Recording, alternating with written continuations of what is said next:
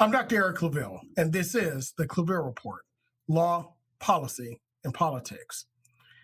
In 2008, our country witnessed one of the most life-changing events that we've ever seen, not just in the United States, but also that changed the world.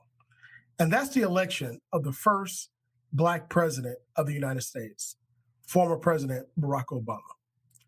And then in 2012, we also saw a major milestone in our country, and that's the re-election of the first Black president of the United States. During those time periods, voter participation increased exponentially each election cycle. Of course, we saw it drop off in 2016. But in 2020, once again, we hit record numbers of voters going to the polls to vote. It is my belief that when we have people participating in the democratic process, democracy works. But it wasn't always like this in the United States of America. For hundreds of years, everyone except white Anglo-Saxon Protestant males were forbidden by law to vote. As a matter of fact, if you tried to vote, if you tried to educate those to vote, your life was in danger. And even some gave their lives, and others, their lives were taken. We see now in 2021 that there are many challenges to the right to vote. There are many challenges to ensuring that our democracy is as participatory as possible. There are many challenges to limit the right to vote of lawful citizens. We'll take a look at a tale of two southern states and see exactly what these two states are doing in 2021, when both, prior to 1965, limited the rights of Black people to vote. In other words, they were disenfranchised. But let's take a look at the history from then to now from the New York Times short clip. In this scene from the 2012 movie, Abraham Lincoln spells out the terms of Reconstruction. All they heard was the first time any president has ever made mention of Negro voting. In 1865, he said freed slaves who were intelligent or had served as soldiers should be allowed to vote. The 14th Amendment, passed in 1868, guaranteed this right as part of the full citizenship accorded to African American men. But for much of the 20th century, voting remained a contentious issue. The 19th Amendment, ratified in 1920, gave women the right to vote, but the racial divide remained. Some states continued to limit voting, either through measures like the poll tax or direct intimidation of African American voters. In the South, there were even whites-only primaries.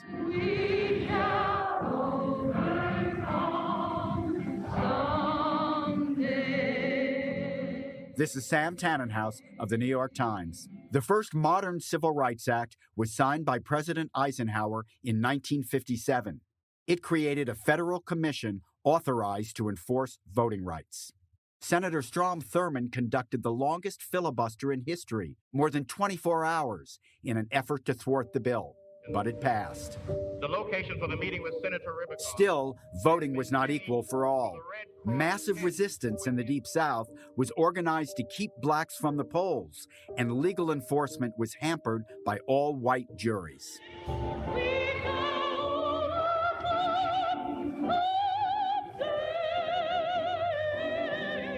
Voting rights became a central issue in the civil rights movement. I think this march will go down as one of the greatest.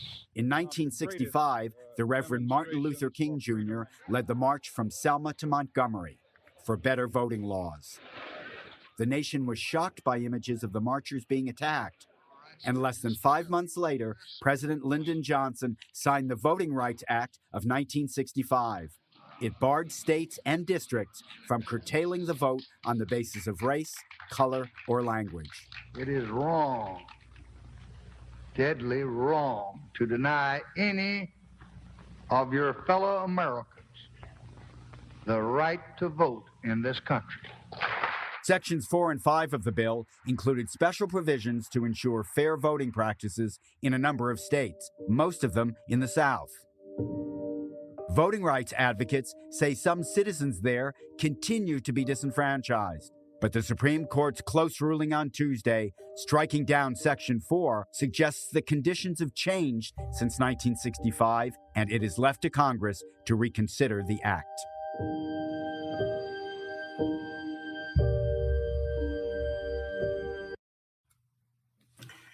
As you can see, we just didn't get here overnight. As you can see, the fight against persons being able to lawfully vote without being intimidated, without being killed, without being disenfranchised is a right that we fought for in this country for hundreds of years. But the fight is still today. But let's take a look at the 1965 Civil Rights Act before we talk about the tale of two Southern states. Now, before the 1965 Civil Rights Act, we know that, and this is before the Civil War, African Americans, known as slaves at that time, were not allowed to vote. Not only were they disenfranchised from being able to vote, they were disenfranchised from being able to be educated, disenfranchised from owning property, and disenfranchised from owning their own freedom. For 247 years before the end of the U.S. Civil War of 1865, this was the life of millions of Americans who worked and toiled the soil and built this country from their sweat, their tears, their blood, their labor, and even their own lives. 247 years. But after the U.S. Civil War and the North won the battle in 1865 and the South surrendered, the 13th, 14th, and 15th Amendments were signed, of course, to abolish slavery, to provide citizenship to newly freed slaves, and the right to allow former slaves, now citizens, African Americans, the right to vote, and more specifically, Black males. But after Reconstruction, only 3 years after 1865, we're talking 1868, 1869, 1870, any gains that African Americans made in those Southern states in order to vote, in order to exercise their free rights, were starting to be turned back at an alarming rate. This is an era that we were known as Jim Crow and segregation, legalized segregation. So once again, newly freed slaves, now African-American citizens, are once again being disenfranchised through intimidation, through unfair practices, through unfair challenges to their citizenship and their ability to read and write, and just foolishness, such as, guess how many jelly beans in a jelly jar?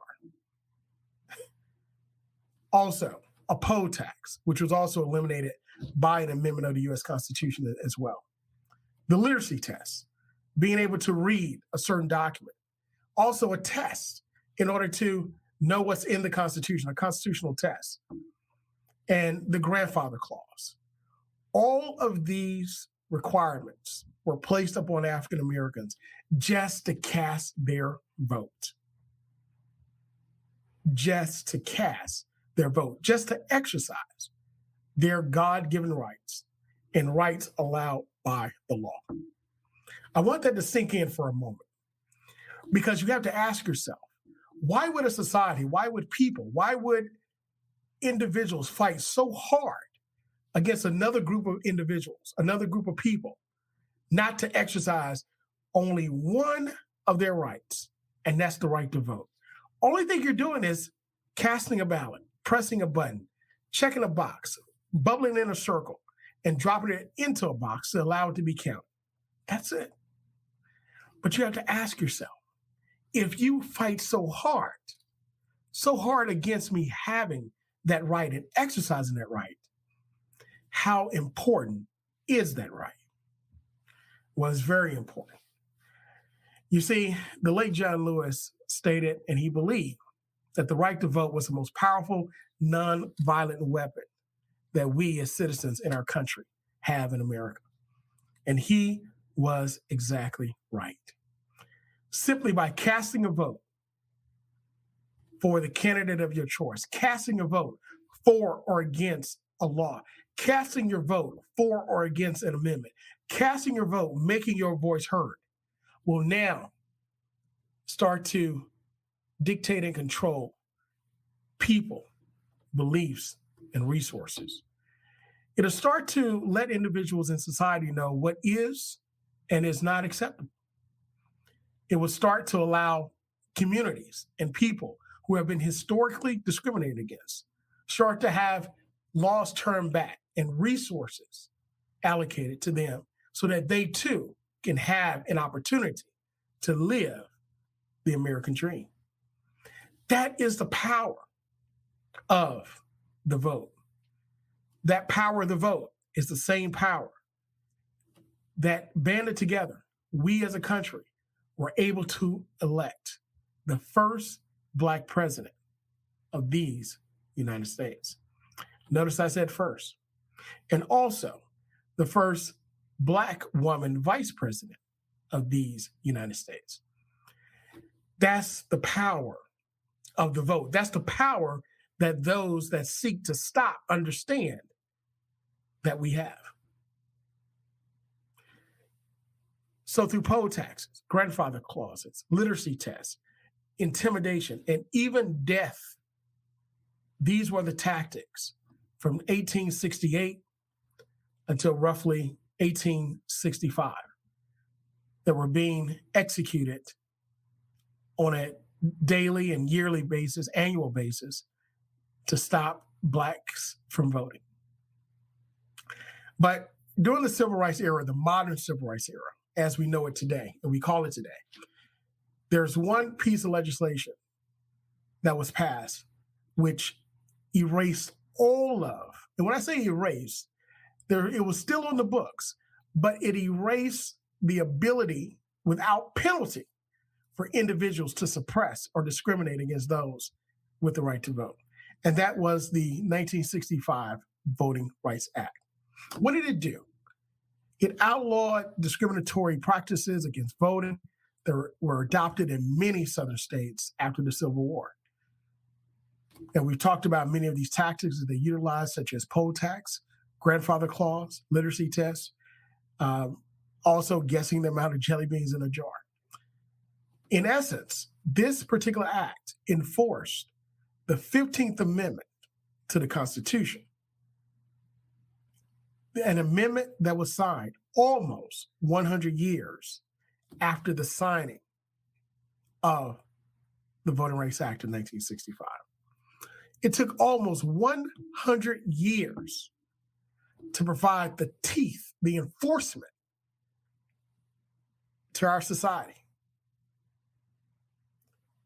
to protect people who built this country, to protect individuals who love this country, to protect families that were born in this country, to protect our Constitution and the ideas of democracy and equality. Almost 100 years. Again, understand the value of your vote. Understand the value and power that a collective group of people have when they put their votes together around one idea, around one candidate, in order to represent them in legislative bodies.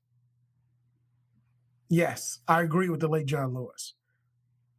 The vote is our most powerful, nonviolent weapon that we have in our democracy.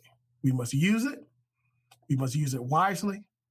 We must use it often, and we must protect it. Now, that's the history behind the Voting Rights Act of 1965. And in that Voting Rights Act of 1965, there were various provisions that were placed in it to help protect against encroachment upon individuals that were disenfranchised before. Part of that was Section 4 of the Voting Rights Act, pre-clearance. That meant that any southern state that historically discriminated against or disenfranchised African-American voters had to have their plans for voting, changing voting districts, changing voting laws, pre-cleared by the U.S. Department of Justice. Well, Shelby County versus Holder eliminated or really gutted that part of the Voting Rights Act itself. Now, what did that do? That allowed southern states and other states to start enacting provisions that would hurt and harm African Americans, the same people who were disenfranchised for 247 years of slavery, the same people who were disenfranchised and terrorized for almost 100 years after the Civil War and Reconstruction. Limit the power of vote to the same people that benefited from the 1965 Voting Rights Act. By one decision of the U.S. Supreme Court, that provision was made moot, ineffective, and almost repeated the mistakes of the past. In part, one state, North Carolina, the Federal Circuit Court, the Fourth Circuit, ruled that what they tried to do were surgically intended to hurt and harm and disenfranchise African Americans. In other words, it just didn't happen haphazardly. There was intent, there was reason behind it, and the reason was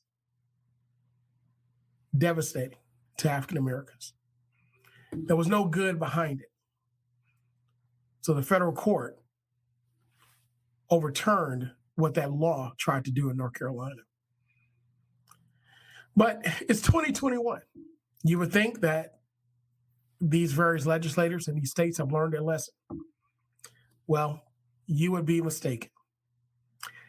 Voting rights, 2021, a tale of two southern states. Where are we now? Let's take a look at the state of Georgia and the state of Virginia, or the Commonwealth of Virginia. The state of Georgia is known by, in very recent history, its emergence as the capital of the South, as a major state, more specifically through the city of Atlanta and its growing suburbs, a city of great economic power and boom and influence, both in sports, entertainment, also in education, and many other areas of our society. In other words, it's a major city in the United States and in the world. So you would think a city like this that is progressive, that's inclusive, a city within a state, they would recognize the value of being inclusive and not exclusive. In 2020, this is the same state that elected two U.S. senators, one that was African American, pastor that graduated from the historically Black college and university, Morehouse College, the alma mater of the late Reverend Dr. Martin Luther King and many, many others, and also a Jewish American. This is the state of Georgia. It's also the state where a young, ambitious legislator believed that she could change the world by registering people to vote. And she pushed and she pushed and she pushed or helped to organize with many others collaborating and with many other efforts. But she pushed and registered individuals to vote that had never voted before. And single-handedly, almost, this state rewrote history.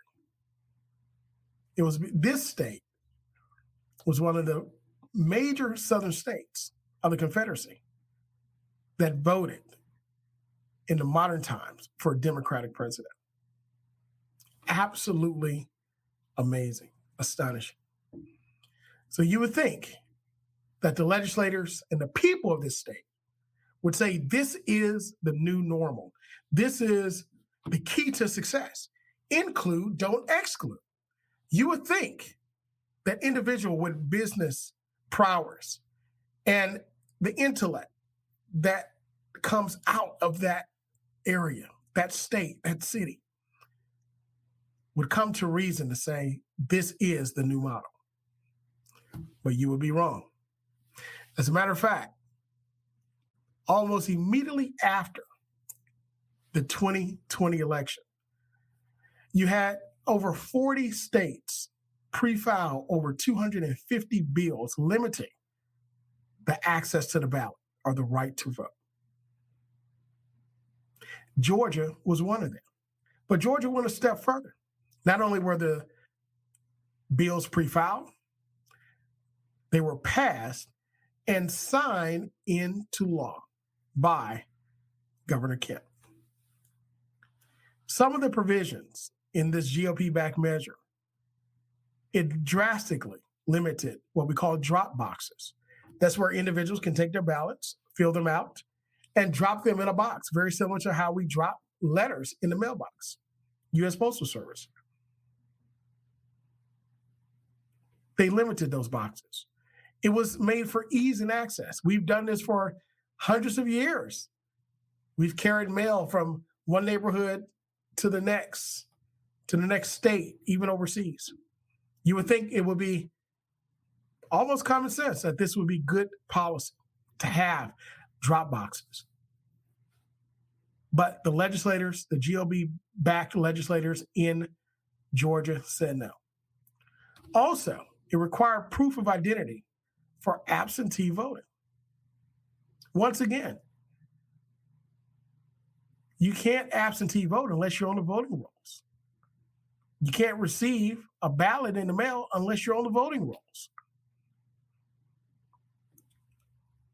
Maybe they believe that this will stop some type of fraud that did not exist in the 2020 election, according to the Republican Secretary of State for Georgia, where he contended with his own former President Donald Trump, that there was no fraud, even though the president said it was. So therefore, the requirements of these voting restrictions fly in the face of reason and logic based upon what took place only 3 months ago. But it goes a step further. It goes to the point of being ridiculous and petty, but it makes it a crime. Some of the legislation that was signed makes it a crime to provide food or water to voters that are lining up at polling locations. Now, on that one, I must say how evil, how blatantly restrictive of helping individuals to vote, restricting individuals to vote can you be? It makes no sense. Food or water. When you limit polling locations, when you limit the opportunity to have access to the ballot box, when you limit the ability to cast your vote in the most convenient, accessible, and legal way as possible, you're going to force longer lines at polling stations. And without the ability to have food or water, if you didn't anticipate a wait in line for hours, you'll go to jail. At what point does a man go to jail for helping another fellow man with food or water? You're not enticing them to vote for you because they've already made up their mind who they're going to vote for. But it makes it illegal. The question is, what's next? Well, there have been federal lawsuits filed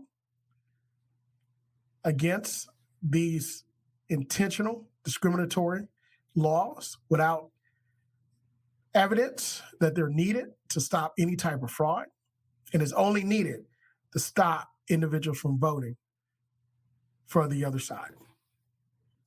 So we'll see what happens with the federal court. But that's Georgia. in 2021. So let's look at another southern state, the Commonwealth of Virginia, also called the former capital of the Confederacy, also the Midwest, the Mid-South. Just a few days ago, Governor Ralph Northam, a Democrat, signed the Voting Rights Act of Virginia, making the Commonwealth of Virginia the first state in the nation, not the South, not the East, not the Southeast, not the North, not the West or the Midwest, but the first state in the nation to enact its own Voting Rights Act. What it does, it doesn't limit your right to vote or participate in the democratic process, but it protects your right to vote and participate in the democratic process. As a matter of fact, when the Commonwealth of Virginia and its Democratic-led legislature and Democratic governor and lieutenant governor believe that when voting rights are being attacked across the country, with no better example than North Carolina, as I mentioned, in the state of Georgia, Virginia is expanding the access to the ballot box. As Governor Northam said, expanding it, not restricting it. In addition to that, it protects against voter suppression, voter discrimination, and voter intimidation. Some of these very important measures allow for the protection of African Americans who in the Commonwealth of Virginia suffer just as much as any other African Americans in any other state to exercise their right to vote. I would say this act honors the sacrifices of these African Americans and allies in the Commonwealth of Virginia. So in a time period where one southern state is restricting, another is expanding, where another southern state is making it a crime to assist, another southern state is making it an incentive to expand democracy. Democracy itself is the most tenuous form of government in our world. And that's because you have many factions fighting for the power of one seat, one governorship, one term to be able to dictate and control the laws, the policy in which our nation, our state, and our cities govern its individuals. That is the power of the vote. But also not just in the Commonwealth of Virginia, but in a federal court in Virginia. In Virginia Beach, the federal judge ruled that Virginia Beach's at-large local election for the city council was illegal. And it ordered them to go back and ensure that their new voting scheme is in line with the Voting Rights Act of 1965. Ironically, the city of Norfolk, which is the neighboring city of Virginia Beach in the Commonwealth of Virginia, also had a lawsuit filed against its at-large system in the 1980s and was challenged and won, and therefore individuals are voting by wards or districts in which they live. In Virginia Beach's at-large district system, that means that every single member, citizen of Virginia Beach can vote for the city council members. That means if you live in the North Virginia Beach and there's someone that lives in district that is south of you, you can vote and tell those individuals in District 3 who they should have representing them and vice versa. As a matter of fact, there are several seats where you don't even have, you're elected and don't have to live specifically in any district, but you can serve on the city council. Now is illegal. Maybe the federal court in Georgia will cite this particular case in Virginia. We'll see. But the right to vote has been fought for. Blood has been shed. Many lives have been lost. Many laws have been passed to restrict, to disenfranchise, and to fight against the restrictions, the discrimination, and disenfranchisement. Today, we have an example of a state that historically discriminated against African Americans, of what not to do when trying to build an inclusive society. And we also have an example of a state that not only historically disenfranchised against African Americans' right to vote, but also was the capital of the very symbol of division in our country called the Confederacy. But it has turned the corner in 2021 and has changed the laws to say that inclusiveness is the best business model, not being exclusive. Just as our ancestors did, just as our fellow citizens continue to do, we must continue to fight the good fight. We must continue to press toward the mark of ensuring that our democracy works for everyone by ensuring that the ballot and access to the ballot is given for every citizen of the country that is able to vote under the laws of this nation. Because until democracy is free for everyone to participate, we are not free. Protect the right to vote. It is the most powerful nonviolent tool that we have in our democracy. It's precious. It's been bought with a price. And it is our responsibility to guard it, to protect it, and to pass it down to the next generation.